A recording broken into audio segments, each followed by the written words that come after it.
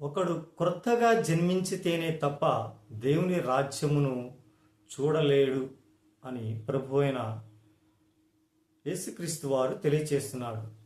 మరి క్రొత్తగా జన్మించటం అంటే ఏమిటి? మరలా తల్లి గర్భం నుండి జన్మించాలా అని ప్రశ్నించుకుంటే ఆయన తెలియచేస్తున్నాడు, క్రొత్తగా జన్మించటం అంటే మరలా నీవు నీ యొక్క జన్మ పాపాన్ని విడిచిపెట్టి, మరి జన్మతా మనము పాపములో నుండి వచ్చిన వారం కాబట్టి క్రీస్తు యేసు రక్తములో మన పాపములను కడుక్కొని మరలా క్రొత్తగా మనము జీవితాన్ని ప్రారంభించాలి.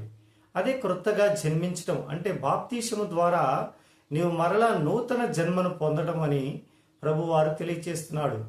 మరి నూతనంగా జన్మించిన మనము మరి మన జీవితంలో ఇక మీదట పాపము అనేది కనబడకుండా మరి ప్రభువారిని పోలినటువంటి జీవితాన్ని మనము ధరించుకోవాలి. క్రీస్తును ధరించుకున్నట్టయితే మరి క్రీస్తు యొక్క రూపము మనలో నివసిస్తుంది, ఆయన స్వరూపము మనలో ఉంటుంది. కాబట్టి మరి క్రొత్తగా జన్మించి మరి దేవుని రాజ్యానికి వారసులు అవ్వాలని ప్రభువారు కోరుకుంటున్నారు. మరి మనము మరలా మన జీవితాన్ని ఒకసారి పరీక్షించుకొని మరి మన జీవితం క్రొత్తగా ఉన్నదా లేదా, లేనట్లయితే ఇప్పటి నుండైనా మన జీవితాలను ప్రభు అయిన యేసుక్రీస్తు రక్తంలో ఉదుపుకొని మరి నూతనముగా మనము జీవించాలి.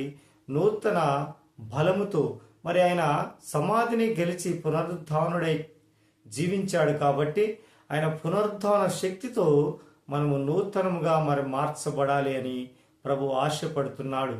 మరి ఆయన ఆశను నెరవేర్చే వారిగా మనము ఉండాలి.